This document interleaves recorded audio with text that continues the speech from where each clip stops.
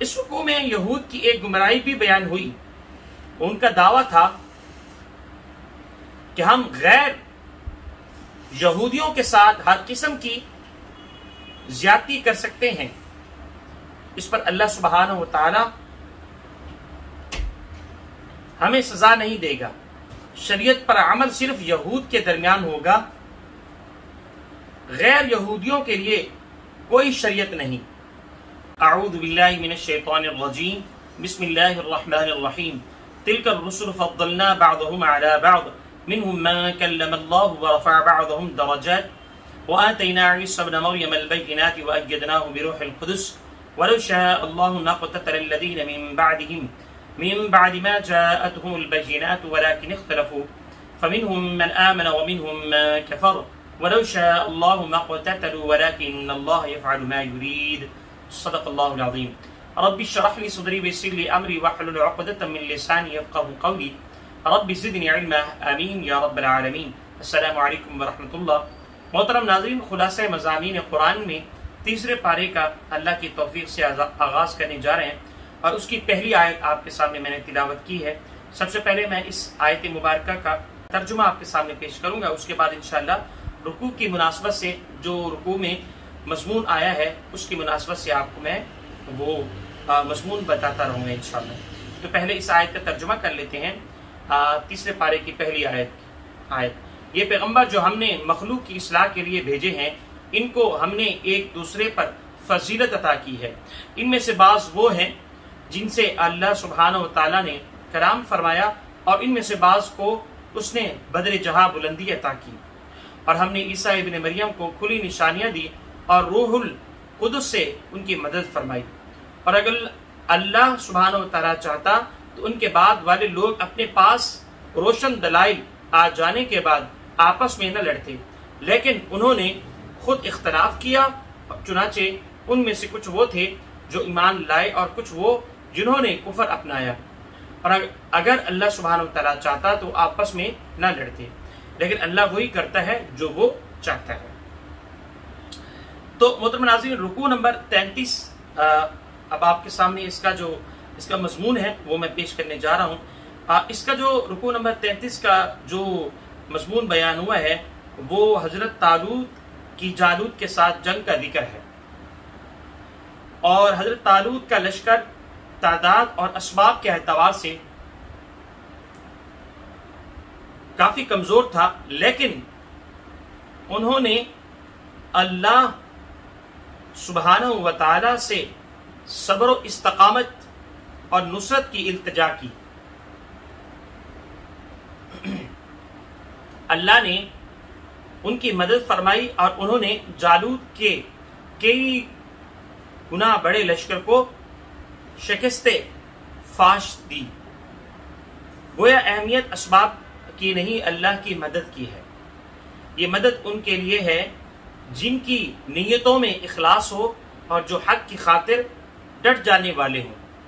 یہ رکوع نمبر 33 تھا. اب اس کے بعد رکوع نمبر 34 ہے، اور رکوع نمبر 34 میں حکم دیا گیا کہ قیامت آنے سے پہلے اللہ تعالی کی راہ میں مال خرچ کرو. وہ قیامت جس میں کوئی باطل سفارش، کوئی رشتہ داری اور لین دین کام نہیں آئے گا. پھر اس رکوع میں آیت الکرسی ہے جو تمام آیات قرآنی کی سردار ہے. اس آیت میں اللہ کی کئی صفات کا بیان ہے. اس آیت میں امید دلائی گئی کہ اللہ اپنے نیک بندوں کو بعض گناہ گاروں کے حق میں شفاعت کی اجازت عطا فرمائے گا، اور اللہ ہمیں بھی نبی کریم صلی اللہ علیہ وسلم کی شفاعت نصیب فرمائے. آمین. آیت الکرسی کے بعد ارشاد ہوا کہ اللہ اپنے نیک بندوں کا ولی ہے اور انہیں گمراہیوں کے اندھیروں سے نکال کر حق کی روشنی کی طرف لے آتا ہے.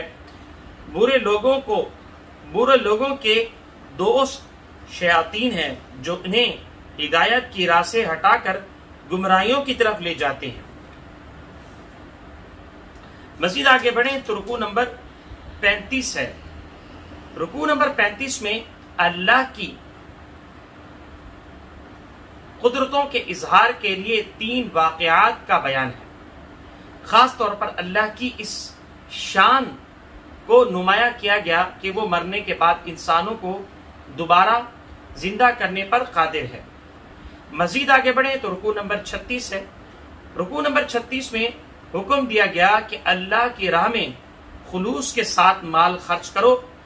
دکھاوا کرنا، کسی کو صدقہ دے کر احسان جتلانا یا تانا دینا صدقات کو ضائع کر دیتا ہے۔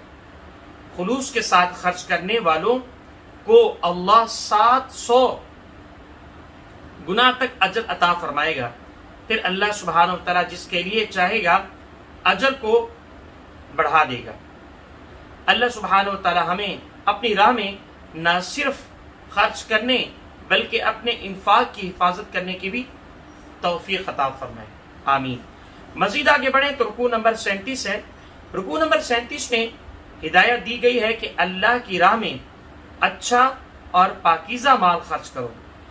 جیسا مال تمہیں پسند ہے ویسا ہی مال اللہ کی راہ میں دو۔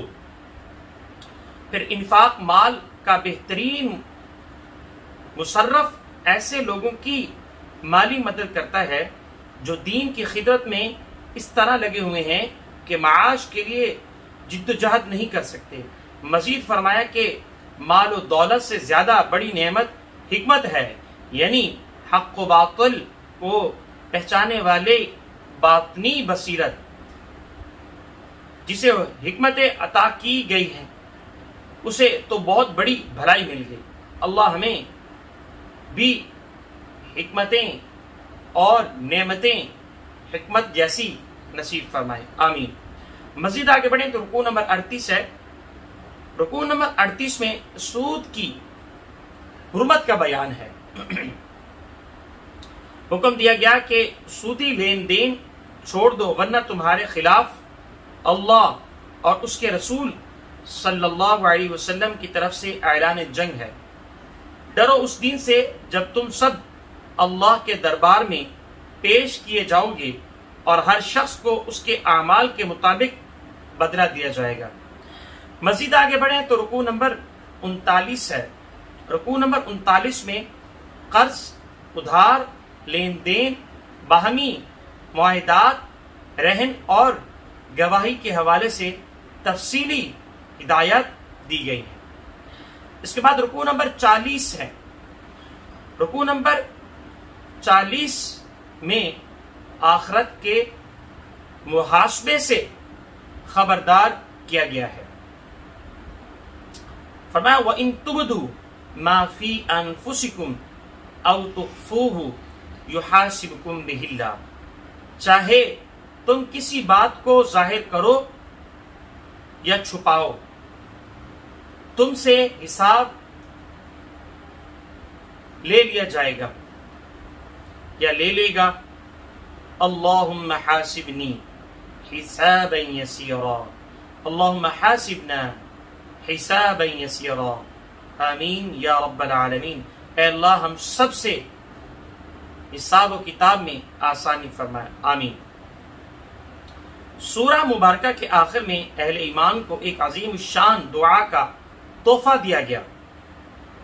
فرمایا ربنا لا تزغ قلوبنا، فرمایا ربنا لا تؤاخذنا ان نسینا او اخطأنا، اے ہمارے رب ہماری پکڑ نہ فرمائیے اس پر جو ہم بھول گئے یا جو ہم سے خطا ہوئی۔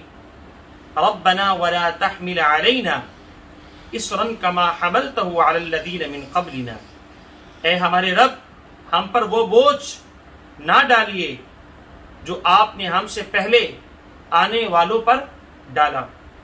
ربنا ولا تحملنا ما لا طاقت لنا به، اے ہمارے رب ہم پر ایسا بوجھ نہ ڈالیے جو ہم نہ اٹھا سکیں۔ واعف عنا، اور ہم سے درگزر فرمائیے۔ واغفر لنا، اور ہماری بخشش فرمائیے۔ وارحمنا، اور ہم پر رحم فرمائیے۔ انت مولانا، آپ ہی ہمارے مولا ہیں۔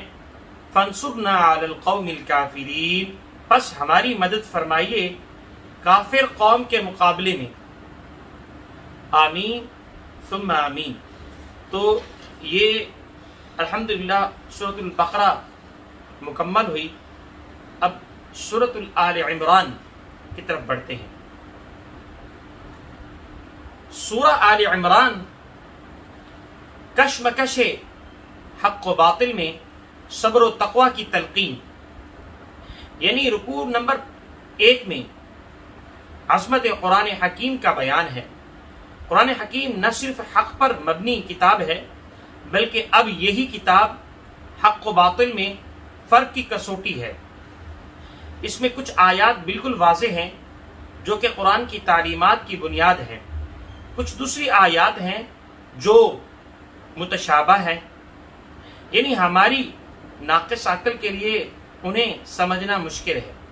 جن کے دلوں میں ٹیڑھ ہے وہ متشابہ آیات ہی کو اپنے غور و فکر کا موضوع بناتے ہیں اور ان کی خود ساختہ تعویل کرتے ہیں تاکہ کوئی فتنہ اٹھا سکے۔ البتہ علم میں پختگی رکھنے والے لوگ کہتے ہیں قرآن کی ہر آیت خواہ اس کا فہم ہماری عقل میں آئے یا نہ آئے حق ہے، کیونکہ اسے ہمارے رب نے نازل کیا ہے۔ وہ اپنے رب سے دعا کرتے ہیں ربنا لا تزغ قلوبنا بعد اذ هديتنا وهب لنا من لدنك رحمة انك انت الوهاب۔ اے ہمارے رب، ہدایت دینے کے بعد ہمارے دلوں کو ٹیڑھا نہ کر دیجیے اور ہمیں اپنے پاس سے رحمت عطا فرمائیے گا، بے شک آپ ہی رحمت عطا فرمانے والے ہیں۔ رکوع نمبر 2 ہے۔ رکوع نمبر 2 میں واضح کیا گیا کہ بیویوں، اولاد، مال و دولت، سونے چاندی، کھیتیوں اور دیگر اسباب دنیا کی محبت انسان کے لیے مزین یعنی خوبصورت کر دی گئی ہے۔ انسان کے لیے امتحان یہ ہے کہ آیا وہ ان دنیاوی محبتوں کو ترجیح دیتا ہے یا آخرت کی نعمتوں کا طلبگار بنتا ہے۔ دنیاوی نعمتیں وقتی اور گھٹیا ہیں، جبکہ آخرت کی نعمتیں ابدی اور اعلیٰ ہیں۔ آخرت کی نعمتیں ان متقیوں کو ملے گی جو اللہ سے ڈرنے والے اور اس کی بندگی کرنے والے اور خاص طور پر سحر کے وقت نماز تہجد کے ساتھ بخشش مانگنے والے ہیں۔ اس رکوع میں یہ اعلان بھی کیا گیا کہ اللہ کے نزدیک صرف اسلام ہی دین حق ہے جو زندگی کے انفرادی، اجتماعی تمام معاملات کے لیے ہدایت دیتا ہے۔ چونکہ دیگر الہامی مذاہب میں تحریف ہو گئی ہے، اس لیے اللہ کی نگاہ میں ان کی حقانیت ختم ہو چکی ہے۔ مزید آگے بڑھیں، اس کے بعد رکوع نمبر 3 ہے۔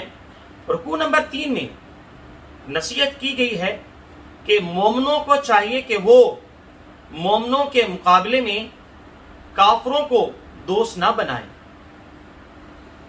جس نے ایسا کیا اس کا اللہ سے کوئی تعلق نہیں۔ ہاں، اگر جان کو خطرہ ہو تو پھر ظاہری طور پر دوستی کی جا سکتی ہے، لیکن بہتر ہے کہ انسان کافروں سے ڈرنے کی بجائے اللہ سبحانہ و تعالی سے ڈرے اور عزیمت کی راہ اختیار کرے۔ اس کے بعد رکوع نمبر 4 ہے۔ رکوع نمبر 4 میں بیان کیا گیا کہ حضرت مریم سلام علیہا کی والدہ نے یہ نظر مانی کہ میرے ہاں جو بھی اولاد ہوگی میں اسے خدمت دین کے لیے وقف کروں گی۔ ایسی نظر ماننے والوں کے ہاں بیٹے کی ولادت ہوتی تھی، لیکن اللہ سبحانہ و تعالی نے انہیں حضرت مریم سلام علیہا جیسی عظیم بیٹی عطا فرمائی۔ اللہ نے ساتھ ہی بشارت دی کہ اس بیٹی جیسا کوئی بیٹا ہو ہی نہیں سکتا۔ اللہ نے اسے تمام جہان کی عورتوں پر فضیلت دی۔ حضرت مریم سلام علیہا کو خدمت دین کے لیے وقف کر دیا گیا، اور حضرت زکریا نے آپ کی بہت عمدہ تربیت فرمائی۔ حضرت زکریا علیہ السلام جب بھی حضرت مریم سلام علیہا کے پاس آتے تو ان سے علم و حکمت کی باتیں، اعلیٰ اعلیٰ نکات سنتے اور حیران ہوتے کہ تنہائی میں ان کے پاس علم و حکمت کے یہ اعلیٰ موتی کہاں سے آتے ہیں۔